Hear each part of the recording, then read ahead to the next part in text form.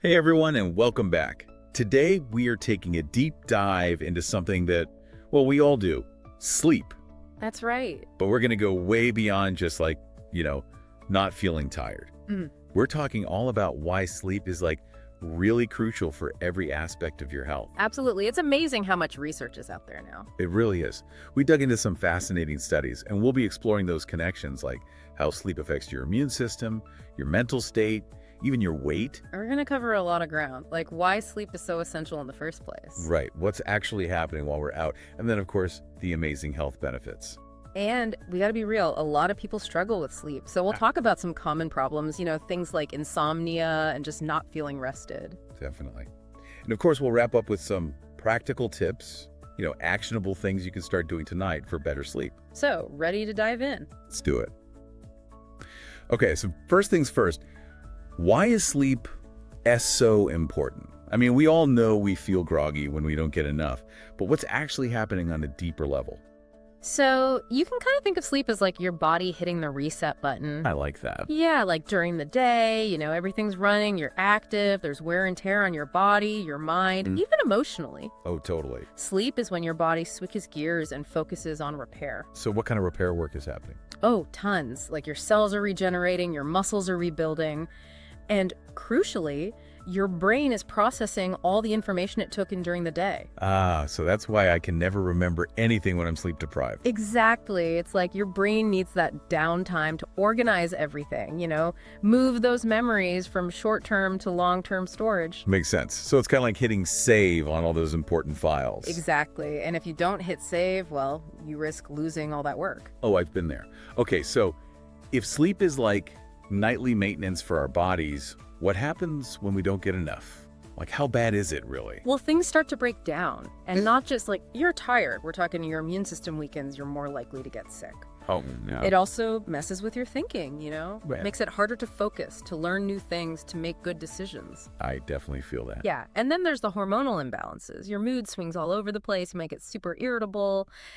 Even your appetite can change. Okay, so it's definitely more than just feeling a little sleepy.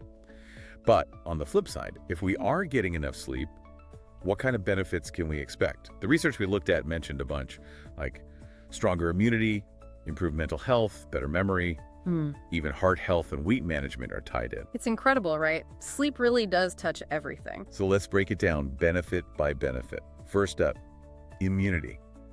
How does sleep make us less likely to get sick? Well, one of the key things is that during sleep, your body pumps out these proteins called cytokines. Cytokines. Yeah, and they're basically like little warriors that fight inflammation and infection. So more sleep, more warriors, less chance of getting sick. Got it. What about mental health? Ah, yes. That's where those neurotransmitters come in, like serotonin and dopamine. They play a huge role in how you feel, your mood. And how are they connected to sleep? Well, when you sleep, your brain is busy regulating those neurotransmitters, making sure they're balanced. But when you're sleep deprived, things get wonky. You can get more anxious, more irritable, and in the long run, it can even increase your risk of depression. So that whole sleep on it thing is actually legit advice. It really is. Now, what about the memory boost? How does sleep make us remember things better? Think of it like this. During the day, you're gathering all sorts of information, right? Like it's all jumbled up in your brain. A total mess. Exactly. Sleep is like the time when your brain gets to organize everything. It files away the important stuff into your long-term memory. So it's turning short-term memories into long-term ones. Makes sense. Yep. Without enough sleep, that filing process gets messed up, and it's way harder to recall things later. I wish I'd known that back in school. Okay, what about heart health? I know sleep affects our physical health, but how is it linked to our hearts? Well, when you're constantly sleep deprived, it puts a lot of stress on your heart. Like your blood pressure and heart rate can stay elevated, and you get more inflammation in your body, which is never good. So it's like our hearts are working overtime. Exactly. And over time, that can lead to some serious problems, like an increased risk of heart disease. Okay, so getting enough sleep is literally good for our hearts. Now, last but not least, weight management. Can lack of sleep actually make us gain weight? It's not like a direct cause and effect thing, Yeah. but it definitely plays a role. You see, when you're sleep deprived, your body produces more of the hormone that makes you feel hungry, ghrelin. Ghrelin, got it. Right. And at the same time, you have less leptin, the hormone that tells you you're full. So you're hungry all the time. Basically. And to make matters worse, you're more likely to crave sugary, high-calorie stuff when you're tired. So it's not just a willpower thing. It's like our hormones are working against us. Exactly. Okay, so we've covered a lot of ground here. Mm-hmm. But I think it's important to acknowledge that, a lot of people struggle with sleep. Oh, absolutely. It's super common. So what are some of the most common sleep problems people face? Well, there's insomnia, of course. You Mhm. know, that classic difficulty falling asleep or staying asleep. Yeah, I've been there. And then there are those nights where you just toss and turn all night, you're restless, or you wake up feeling like you barely slept, even if you were in bed for 8 hours. Ugh, the worst.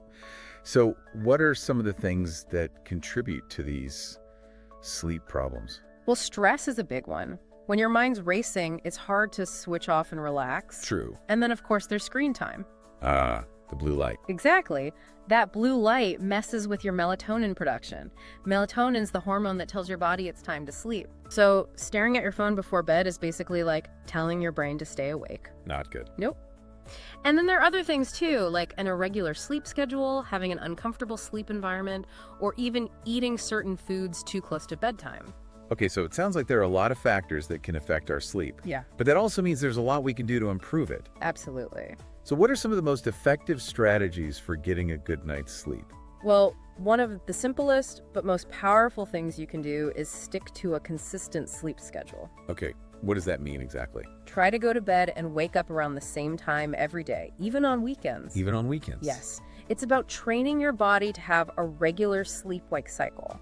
This makes it way easier to fall asleep and wake up feeling refreshed. So consistency is key.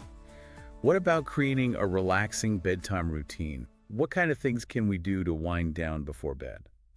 Well, it's really about finding things that signal to your body that it's time to relax. So like a warm bath, reading a book, listening to calming music, even some gentle stretching can help ease you into a restful state. I love those. And I'm guessing avoiding screens before bed is crucial, right? Absolutely. Remember that blue light. Yeah. Aim to put away all your devices like at least an hour before bedtime. If you have to use them, try those blue light blocking glasses, or there are apps that can filter the blue light. Those are great tips. What about our sleep environment? What makes a bedroom ideal for sleep? Well, ideally your bedroom should be like a sleep sanctuary. I love that. So it should be dark, cool, and quiet. Invest in blackout curtains if you need to, and make sure the temperature's comfy, like around 65 degrees Fahrenheit is usually ideal. Okay. And then think about noise. If there are distractions, earplugs, or a white noise machine can help. So it's really about creating a calming space. And lastly, let's talk about diet. We all know that eating a huge meal before bed can lead to a restless night. Oh yeah, for sure. What are some of the best foods or things to avoid for better sleep? Definitely avoid large meals and caffeine a few hours before bed.